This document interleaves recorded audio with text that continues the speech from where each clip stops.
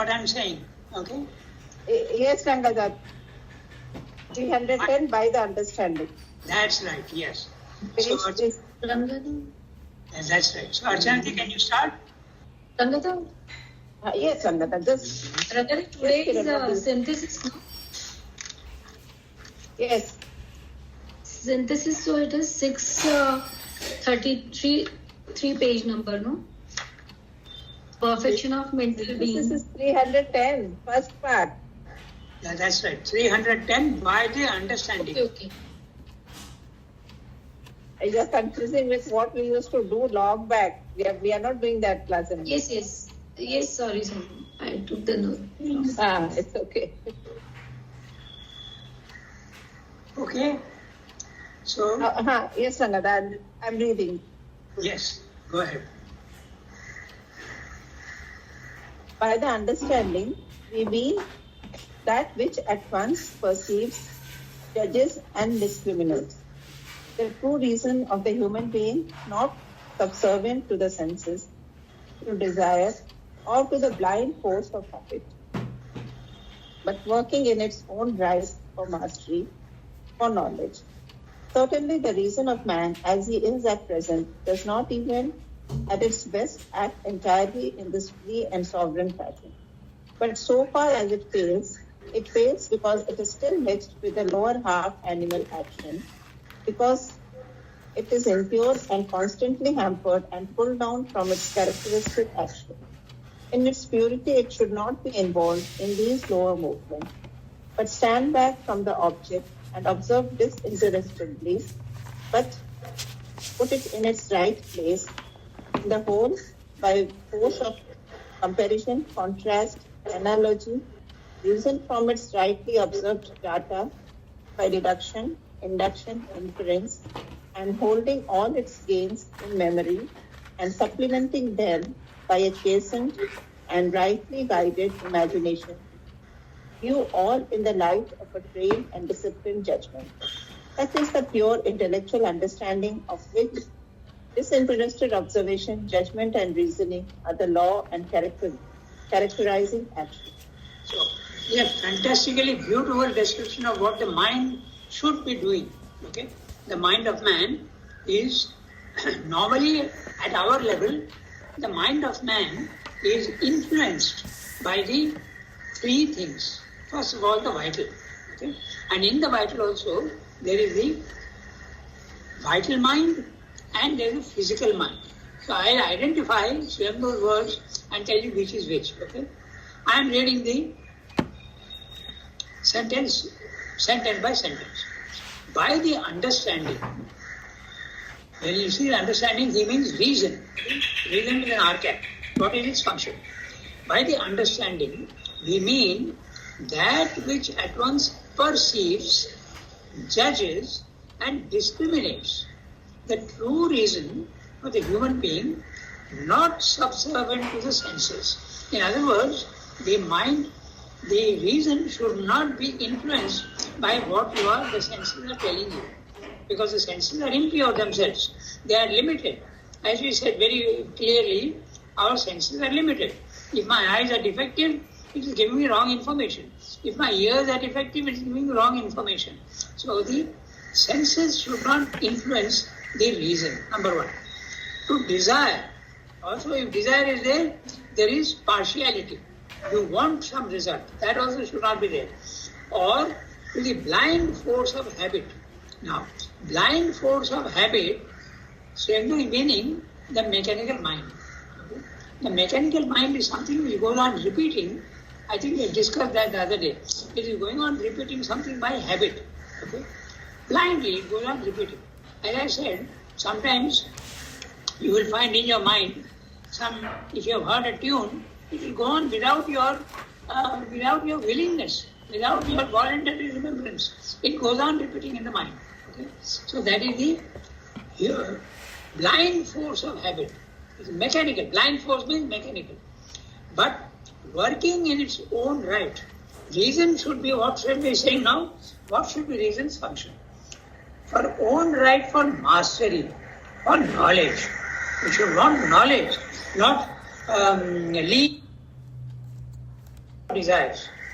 Certainly, the reason of man, as he is at present, does not even at its best act entirely in this free and sovereign fashion.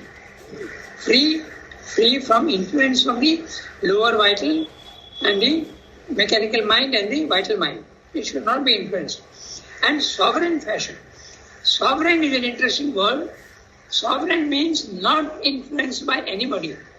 When Britain was in India, we were not a sovereign nation. But now, after independence, we are a sovereign nation. Nobody can dictate terms to us. Okay? That is sovereign. In other words, the reason also should not be influenced or dictated to by anything lower than itself. Okay? But so far as it fails because it is still mixed with the lower half animal action. The lower half animal action is the senses and the physical mind. Okay? The lower half animal action. Okay? Because it is still mixed with the lower half animal action, because it is impure and constantly hampered and pulled down from its characteristic action. The characteristic action is free and pure without influence from the lower elements. In its purity whose reason? In the reason's purity, it should not be involved in these lower movements. Okay? But stand back from the objectivity. But stand back from the object and observe disinterestedly. It should only observe, and that we know very well is capable only in the self. When the mind rises, makes itself silent at the lower level, and the consciousness rises to the self, it is possible to be disinterested. You become only a witness self. No judgment at all. Okay?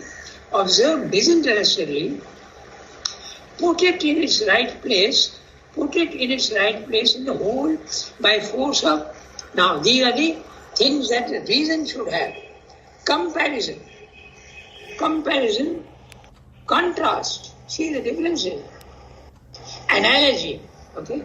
Examples from understanding here and there. Reason, from its rightly observed data, it can be rightly observed only when it is objective and uninfluenced by the senses and the vital mind. By deduction, induction, inference. Now, deduction and induction and inference are words used in logic. Okay?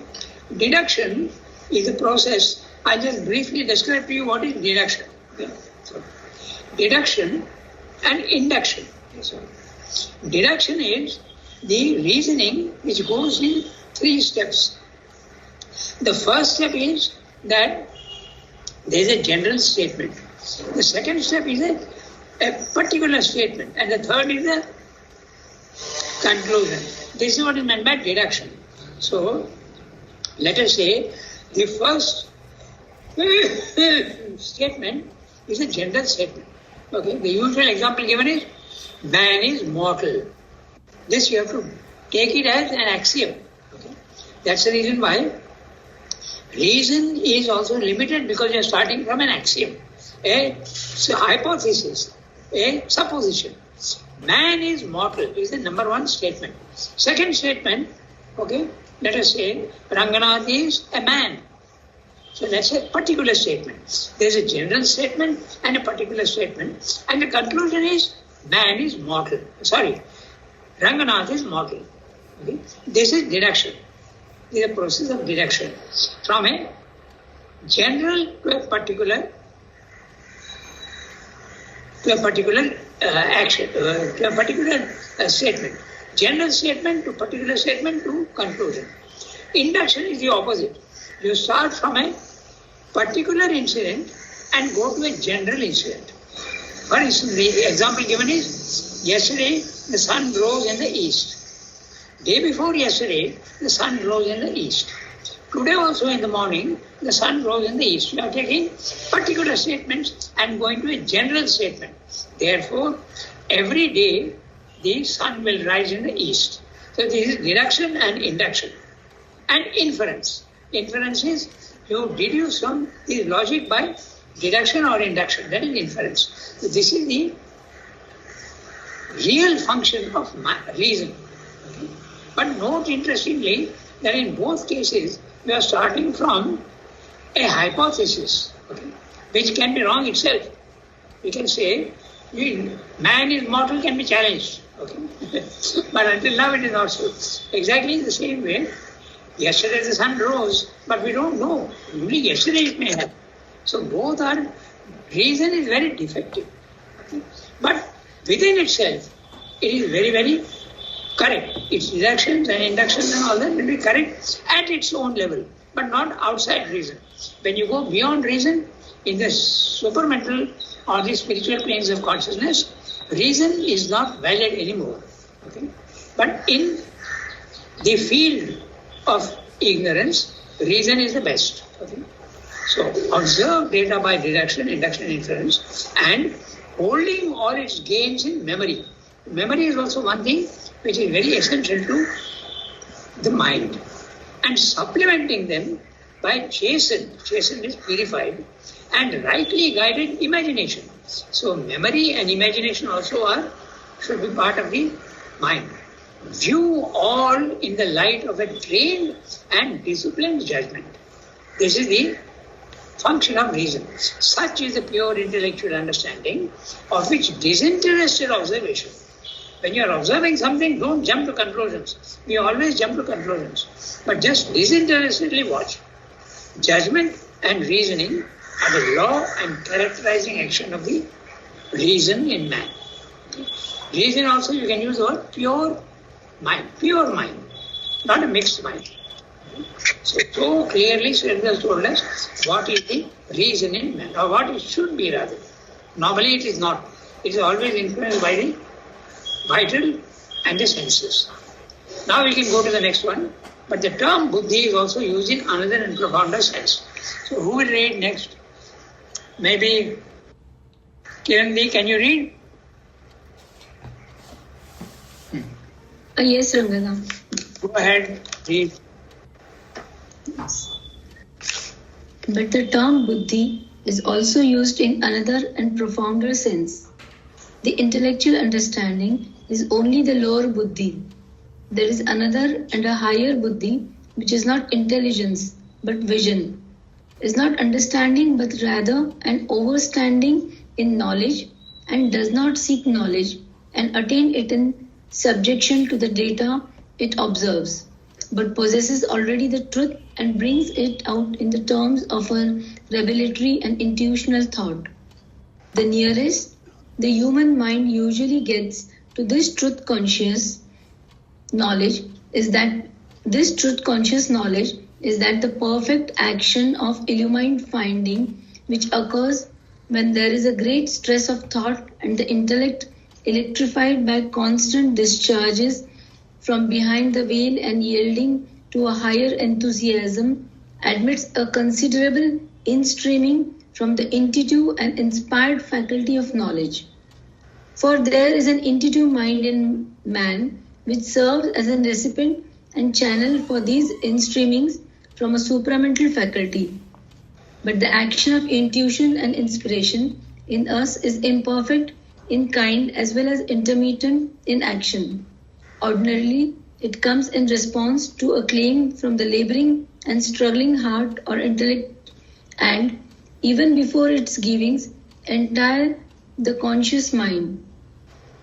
They are already affected by the thought or aspiration which went up to meet them, are no longer pure but altered to the needs of the heart or intellect, and after they enter the conscious mind, they are immediately seized upon by the intellectual understanding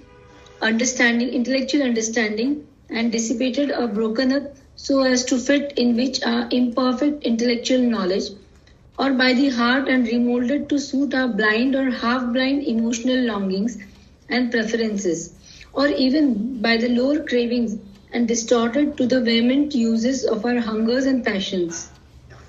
So Sridhar is explaining lower buddhi and higher buddhi. Okay? The buddhi, normally when we use the word buddhi, we mean intelligence. Oh, he is a very buddhiman. he is very intelligent. But this is not the technical philosophical meaning of buddhi. Buddhi. I read each sentence, okay? Then it will be clear. But the term buddhi is also used in another and profounder sense. So reason is buddhi at the lower level, and buddhi at the higher level is higher mind, vision. Okay, it's not thinking anymore. The knowledge comes into the mind without thought. But the term buddhi is also used in another and profounder sense. The intellectual understanding is only the lower buddhi. Reason, however good it is at the lower level, is not valid at the higher level. In level 2 of the spiritual planes, it is not valid. Only the lower buddhi. There is another and higher buddhi, which is not intelligence, but vision. You actually see the truth. And when you are seeing the truth, or whatever it is, you don't make a mistake. You are just watching and not making a judgment. Is not understanding. Ranga? Yes? Is it intuition or vision only? Okay. Higher buddhi. Yeah. No, just 1 second. Higher buddhi is intuition or vision? There are grades. Both are there. Vision also is there and intuition also is there. He is explaining. Okay? Just he used the word intuition also, but he will explain. Just 1 minute. Just see carefully. The intellectual understanding is not only the lower buddhi. There is another and higher buddhi, which is not intelligence but vision. Is not understanding but rather overstanding. So understanding is actually physically at the lower level, okay, and overstanding is the higher level. There is a footnote to overstanding, and let's see that what it is. The divine being is described as the Adhyaksha, Adhi Aksha. Okay? That means supervisor. Adhi means from above, and Aksha is seeing. So Adhyaksha, the divine being, is described as the Adhyaksha, who is seated over all in the supreme ether, oversees things, views and controls them from above. When you are not influenced by anything, then only you can control things. So that's it. Overstanding. So they use an interesting word. Playing with words a little bit, but it makes a lot of sense. Understanding and overstanding. So understanding has got a positive meaning at the intellectual level, and understanding has got a negative meaning at the lower level, which it is understanding. Under understanding and overstanding. Overstanding in knowledge and does not seek knowledge and attain it in subjection. Data it observes, but possesses all that is the truth and brings it out in the terms of revelatory and intuitional thought. Now he is using the word revelatory and intuitional thought. Okay? He's still using the word thought, but it's intuition. We'll discuss that. The word, so what he's saying is, it does not seek knowledge. The mind is seeking knowledge, but the overstanding or the buddhi at the higher level does not seek. It's already in possession of knowledge. Okay? Because it is not vision. And a higher buddhi, which is not intelligent but vision, is not understanding but overstanding. It does not seek knowledge and attain it in subjection to the data it observes, but possesses all that is the truth and brings it out in the terms of a revelatory and intuitive thought. Revelation is related to vision. Revelation is drishti. You are seeing the truth. Okay? Not seeing with the physical eyes, but seeing with the spiritual eye. Okay? That's a revelation. And intuition is a level of consciousness in which knowledge comes into the mind, or rather into the higher mind, without the process of thought. There is no logical chain. Okay? Without any logical chain, the intuition comes in. But because the intuition comes in without thinking, it can be right and it can be wrong when it enters the human mind. But when it enters the higher mind, it is going to be much, much, much nearer the truth than when it comes into the normal mind, intuition. Knowledge which comes in without the process of thought, that is intuition. and revelation. Now we use the other words also lower down, we'll see that. The nearest the human mind usually gets to this truth conscious knowledge. Whenever he uses the word truth conscious, he is talking of the supermind. Okay? The truth conscious knowledge is that imperfect action of illumined finding which occurs when there is a great stress of thought and the intellect electrified by constant discharges from behind the veil and yielding to a higher enthusiasm admits a considerable in-streaming of the intuitive and inspired faculty of knowledge. Now this sentence is very, very interesting because what their science is doing a lot of research now. So they put electrodes into the brain and then they watch. Now when a thought comes in, the electrodes are it is connected to a computer, and when there is a thought comes into the mind, there is a flare. There is a lighting up on the screen. You can see a lighting up. So what Sridhar is saying actually physical, and he is of course talking of the spiritual effect on the brain, but it is actually physical. So we'll look at the words and you will see it's so interesting what he's saying. The nearest the human mind usually gets to this truth conscious knowledge is that imperfection and action of illumined finding. So illumined mind also at the lower level, okay? Lower level in the spiritual field. Okay? Illumined mind is only at the second level, not the third. Illumined mind, which occurs when there is a great stress of thought, something that really bothers you. And this great stress of thought is very interesting when there is an intense emotional stress. Okay? Here he is not talking of emotional stress, I am talking of emotional stress. Then suddenly an opening comes. Okay? This is how spiritual experience also comes. There is a great stress of emotional tension, and suddenly there is a gate that opens. Exactly in the same way for the thought also. In a great stress of thought and the intellect electrified by constant discharges. Okay? Actually in electric there is a discharge of light, okay, in the brain. Electrified by constant discharges from behind the veil and yielding to a higher enthusiasm. Okay? When you want real knowledge, there is an enthusiasm to know knowledge, then this happens. Okay? And the intellect electrified by constant discharges from behind the veil and yielding to a higher enthusiasm admits a considerable in-streaming from the intuitive and inspired faculty of mind. Now Sridhar uses the word inspiration. Okay? Sridhar uses 4 words for the supermind. We have discussed that and I am repeating. First of all, the power of the supermind is revelation, drishti. Then inspiration, hearing of the truth. Then there is intuition, light that comes into the mind without the process of thought. And finally there is discrimination. So if they use the word discrimination here, he has used the words comparison, okay, analogy. This is all discrimination. So these are the 4 powers of supermind, and when these 4 powers come down into the normal mind or even the spiritual mind, there is a slight distortion that occurs because the thing is coming into a lower impure medium. Okay? Just like if you take a pure glass of water, it's absolutely transparent and pure. But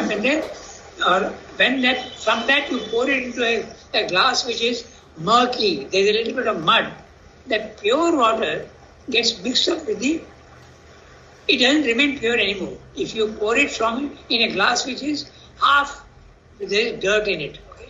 That purity does not remain anymore. Exactly the same phenomena occurs when the pure substance of the spiritual and the supermental thought, vision, all these things come into the mind, it gets mixed up. That's what Sridhar is explaining here. Okay?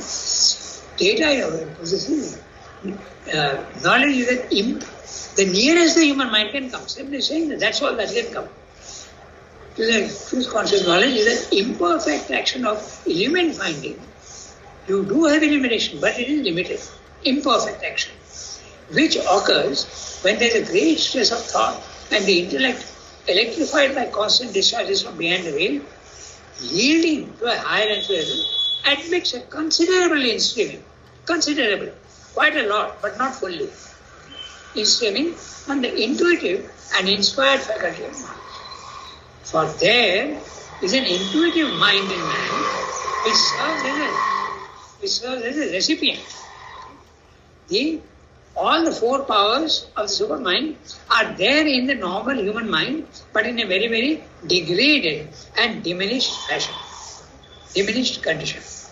Intuitive mind in man serves as a recipient. So the intuitive mind in man, which is receiving the higher, sometimes if it is pure, at a very, very short space of time, you can receive the intuition and channel or the in-streamings of the supramental faculty.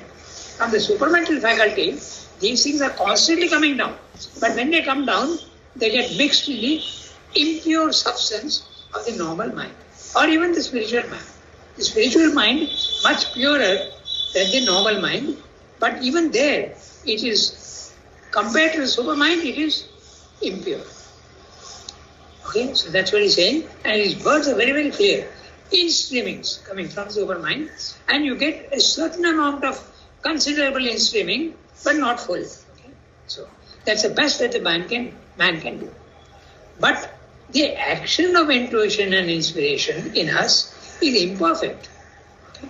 In kind, as well as intermittent in action.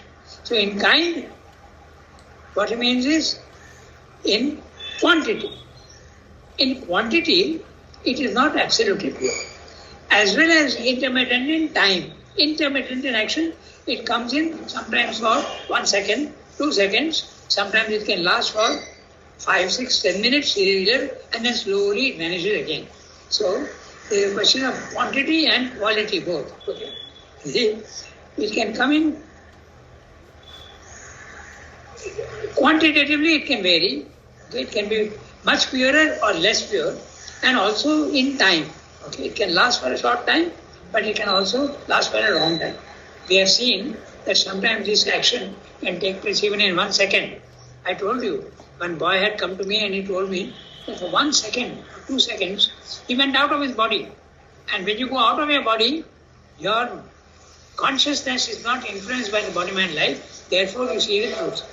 And then you come back into your body-mind life, and then you remember the experience. But you are back at your normal, imperfect being. Okay? So it can be for a very short time, it can be for a very long time. Okay? I told you, there was a person in the ashram who had the experience of the self for 6 months. Okay? People also have had the psychic experience. It lasts for relatively long time, 6 months, 7 months, 8 months, and slowly the experience starts fading, and the fire becomes only a glow, and finally even the glow disappears and becomes only ashes. Okay? So it's a question of time, intermittent in action. Okay? Sri Ranga himself has mentioned this very interestingly, that he was in, for several hours, he says, in a letter to Motilal Roy in Chandranagar, he says, I was in Param Brahman consciousness. So even at that level, the law of quantity and quality does operate. Okay? So Param Brahman consciousness, he was there for several hours, and then he has to come down to the spiritual planes. Okay? So this is what Sri is explaining, and it can happen from the highest to the lowest in degree. In each man, in each case, it varies. But the action of intuition and inspiration in us is imperfect in kind, as well as intermittent in action. Ordinarily, it comes in response to a claim from the laboring and struggling heart or intellect, and even before it is giving center to the conscious mind, they are already affected by the thought or aspiration which went up to meet them, are no longer pure, but altered to the needs of the heart or intellect. He is now including both. Okay?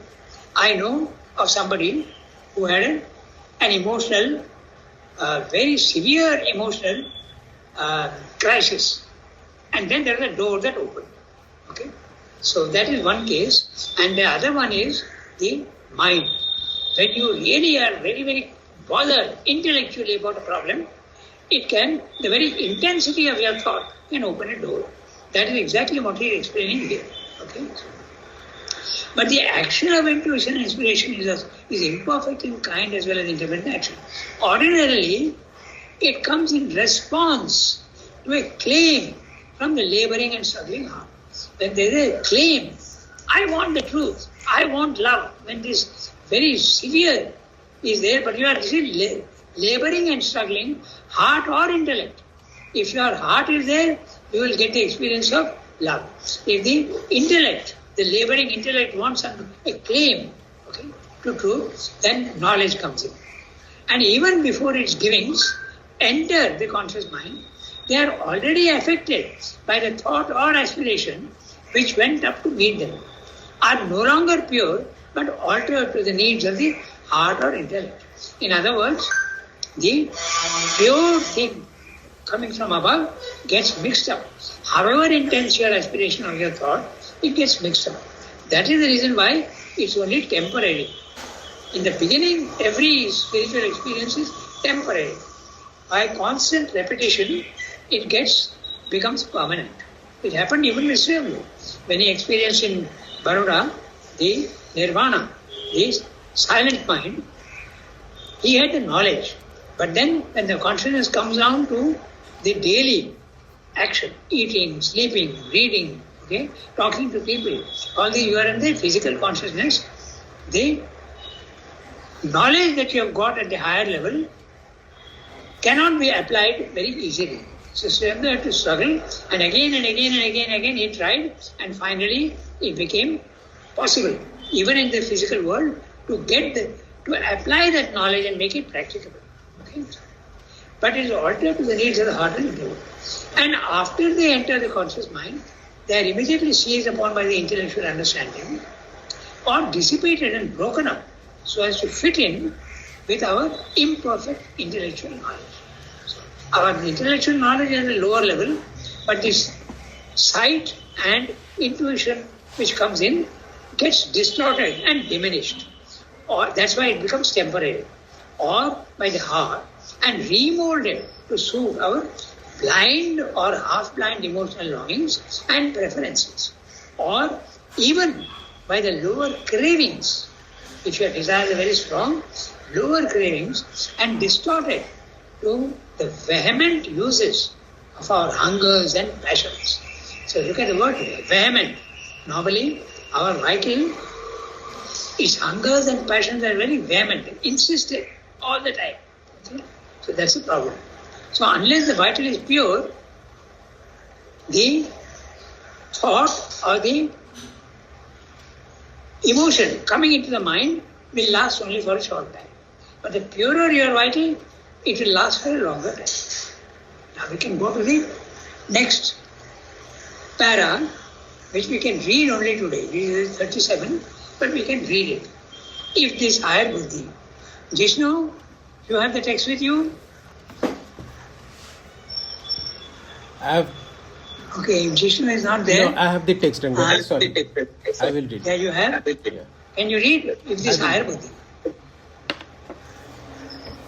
If this higher buddhi could act pure of the interference of these lower members, it would give pure forms of the truth. Observation would be dominated or replaced by a vision which could see without subservient dependence on the testimony of the sense mind and senses. Imagination would give place to the self-assured inspiration of the truth, reasoning to the spontaneous discernment of relations and conclusions from reasoning to an intuition containing in itself to those relations and not building laboriously upon them. Judgment to a thought vision in whose light the truth would stand revealed without the mask which it now wears and which our intellectual judgment has to penetrate. While memory too would take upon itself the larger sense given to it in Greek thought and be no longer a paltry selection from the store gained by the individual in his present life, but rather the all-recording knowledge which secretly holds and constantly gives from itself everything that we now seem painfully to acquire, but really, in this sense, remember. A knowledge which includes the future, and there is a footnote. In this sense, the power of prophecy has been aptly called memory of the future, no less than the past. Certainly, we are intended to grow in our receptivity to this higher faculty of truth conscious knowledge, but its full and unveiled use is as yet the privilege of the gods and beyond our present human stature. So it is a very interesting para. What he is saying is that the mind has got certain qualities, and those qualities, they are impure, but when they go to the higher level, all these things they change. So we'll look at this next time. Okay. For instance, the imagination, what it becomes at the higher level, then reason, what it becomes at the higher level. This is what he is saying. There are three elements. Okay, so these three elements. What the reason becomes, what the imagination becomes. Okay, he's saying, he's giving a comparison. Okay, reasoning, what it becomes. Discernment, what it becomes at our level, and what it becomes at a higher level. Okay, so we'll read this next time. Okay, so we will redo this one. So if this higher buddhi could act, okay, page 311, and we will redo this one. A very interesting fact. If this higher buddhi, okay.